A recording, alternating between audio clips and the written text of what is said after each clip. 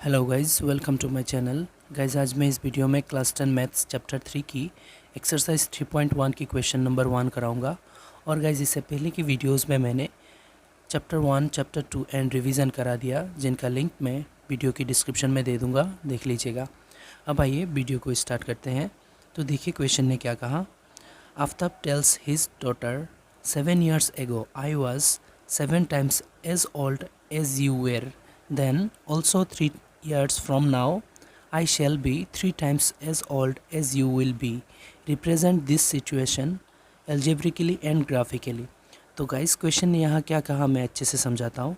Guys question ने कहा है कि आफ्ताब ने अपनी बेटी को कहा आज से 7 साल पहले उसका एज उसकी बेटी से 7 गुण ज़्यादा था।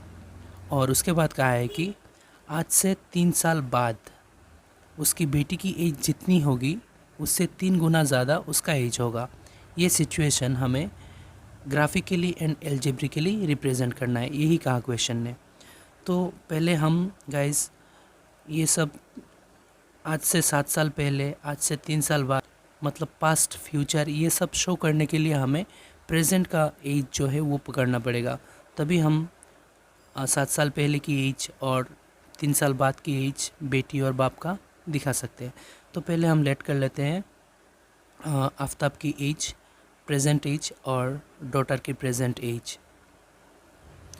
तो देखो गाइज, हमने लेट कर लिया। Let present age of Aftab be X and his daughter's present age be Y. मतलब आफ्ताब की प्रेजेंट एज एक्स है और उसकी बेटी की प्रेजेंट एज वाई, ये हमने लेट कर लिया। अभी हम ये एक्स एंड वाई यूज़ करके हम इक्वेशंस बनाएंगे। तो देखिए, पहले कहा कि आफ्ताब ने अपनी बेटी को कहा 7 years ago। 7 years ago मतलब आफ्ताब का जो एज है, आफ्ताब का प्रेजेंट एज एक्स है ना, तो 7 years ago आज से 7 साल पहले आफ्ताब का भी 7 साल कम था, मतलब प्रेजेंट एज से 7 साल कमेगा। और बेटी का प्रेजेंट एज वाई है, उसकी भी 7 साल कम हो जाएगा। 7 साल पहले दोनों का 7 साल कम था। उसके बाद क्या कहा, I was 7 times as old as you where.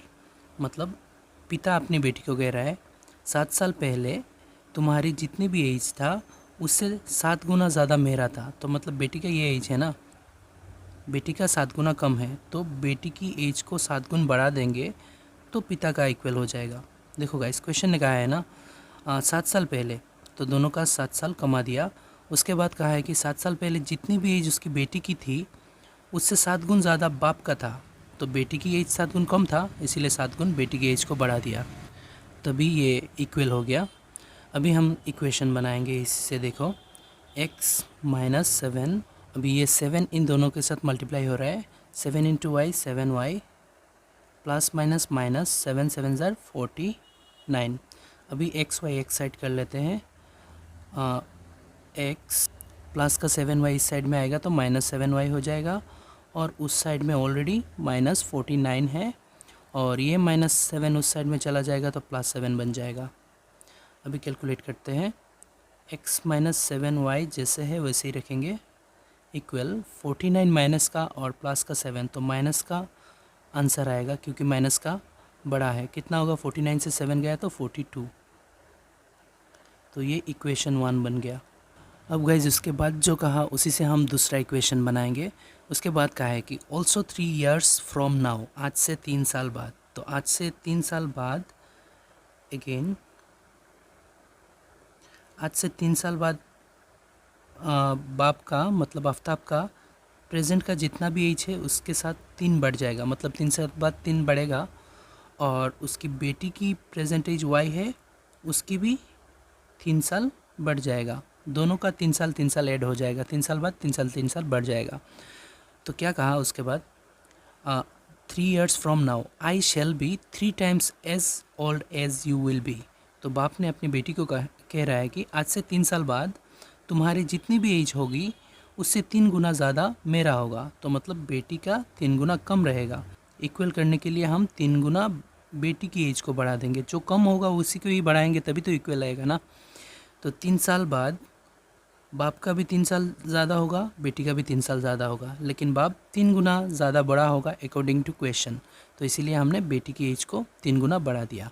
अभी इसी से इक्वेशन बनेगा। देखो एक्स प्लस 3 इक्वल, ये 3 इन दोनों के साथ मल्टीप्लाई हुआ, 3 into Y 3y plus plus plus 3 3 ज़ार 9। अभी हम एक्स वाई एक साइड कर लेंगे, एक्स और प्लस 3y इधर आएगा तो माइनस 3y बन जाएगा, और उस साइड में 9 है, ये प्लस 3 उस साइड में चला जाएगा तो माइनस 3 बन जाएगा। अभी x माइनस 3y इक्वल, 9 से 3 चला गया तो कितना होगा, 6 हो जाएगा, और इसको मैं इक्वेशन 2 नाम दे देता हूँ।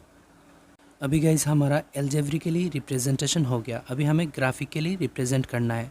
तो ग्राफिकली रिप्रेजेंट करने के लिए इन दोनों इक्वेशन को एटलीस्ट 2 टाइम्स सॉल्व करना पड़ेगा।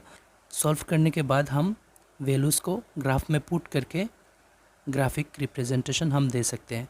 तो पहले इन दोनों को सॉल्व करके 2 बॉक्स बनाते हैं, तो राफ में कर लूँगा और यहाँ मैं बॉक्स फिल कर दूँगा।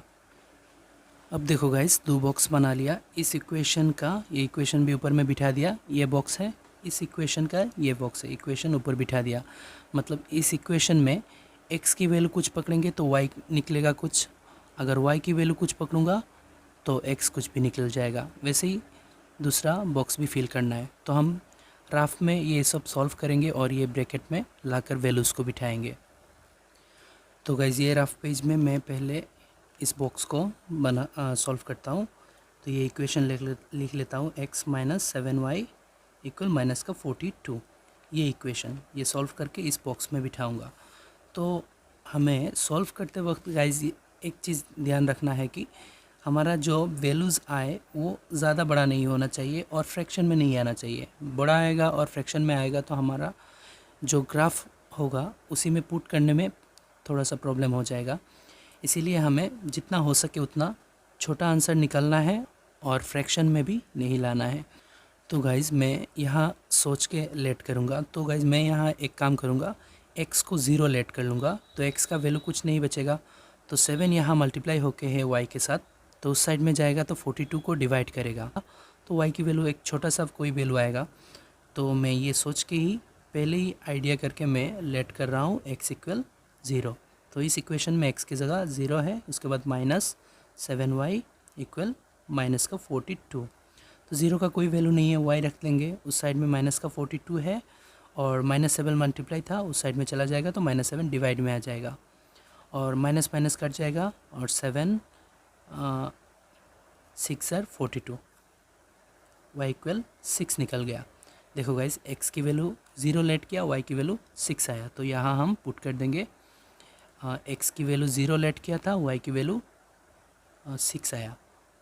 तो वैसे ही कोई एक लेट करना है, दूसरा निकल जाएगा। अभी गाइस फिर से मैंने बोला था 2 बार सोल्यूशन सॉल्व करना है, एटलीस्ट कम से कम 2 बार लेना है। तो नेक्स्ट मैं एक काम करता हूँ, x को 7 ले लेता हूँ इस इक्वेशन के लिए, तभी यहाँ से 7 माइनस हो जाएगा, बाद में जो ये 7 जो नंबर रहेगा उसको डिवाइड कर पाएगा। तो लेट कर लेता हूँ x इक्वल 7, तो इस इक्वेशन में x की जगह 7 दे दूँगा, उसके बाद माइनस है, माइनस 7y है, 7y इक्वल माइनस का 42। तो देखो सॉल्व करता हूँ, माइनस 7y रख लेता हूँ और ये प्लस 7 उस साइड में जाएगा तो 42 से माइनस हो जाएगा। अभी माइनस 7y और उस साइड में गाइज ये माइनस 42 है, माइनस 42 उस साइड में क्या हो जाएगा 42 एंड 7 दोनों माइनस का है, तो आंसर माइनस का होगा। 42 एंड 7 ऐड करेंगे तो कितना होगा 49 हो जाएगा और y रख देंगे, उस साइड में माइनस 49 है और 7 मल्टीप्लाई था, उस साइड में जाके माइनस 7 डिवाइड में आ जाएगा, माइनस माइनस कट जाएगा, 7 49 में 7 7 ज़र 49 होता है तो 7 टाइम्स जाएगा, y इक्वल निकल गया 7। तो हम यहाँ लिख लेंगे, अगर हम x की वैल्यू 7 लेट करते हैं तो y की वैल्यू भी 7 आएगा। तो ये फर्स्ट बॉक्स फिल हो गया। अभी सेकंड इक्वेशन से सेकंड बॉक्स फिल करेंगे। अभी देखो गाइज ये सेकंड जो इक्वेशन है ये मैंने यहाँ लिख लिया। अभी यहाँ भी ऐसे ही x को कुछ लेट करेंगे या तो y को कुछ लेट करेंगे, x निकल आएगा।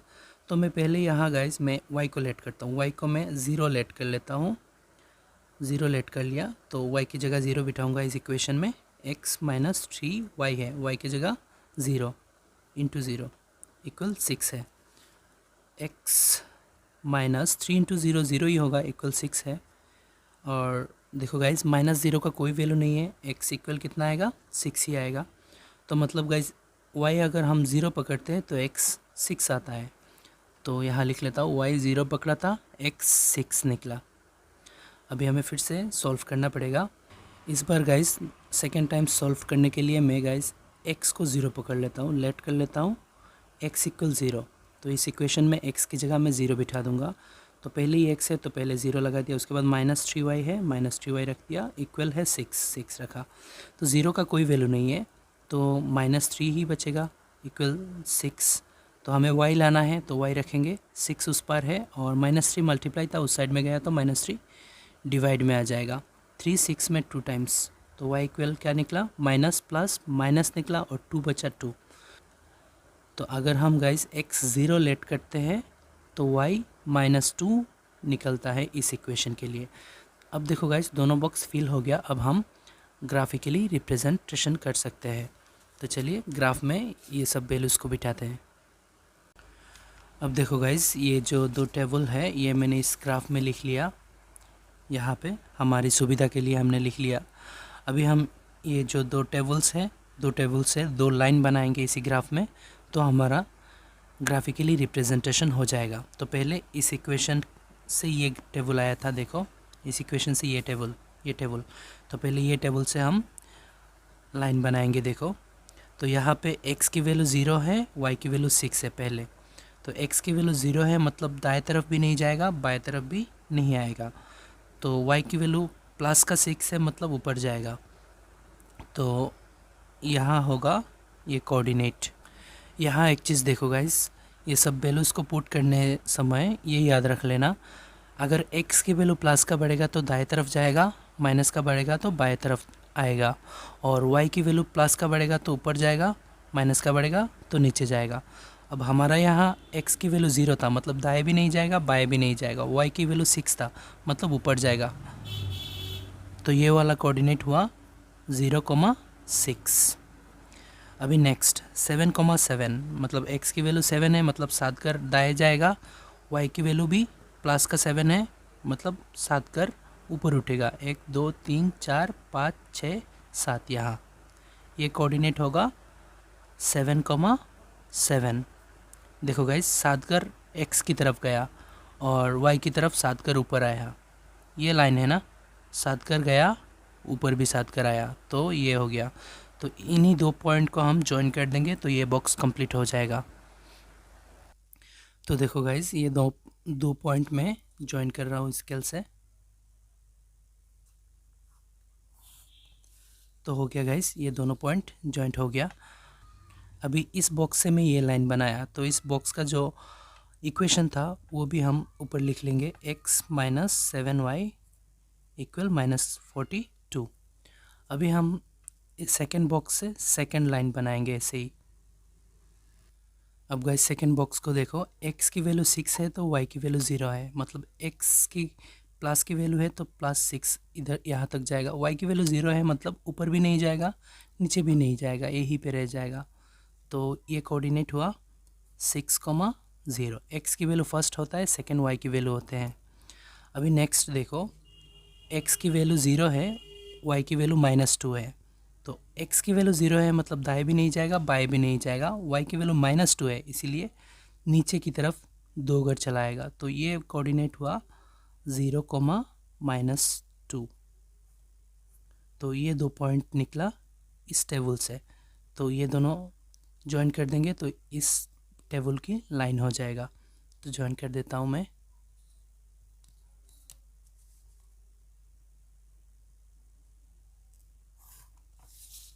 तो गाइस ये दोनों पॉइंट में ज्वाइन कर दिया तो ये लाइन बन गया।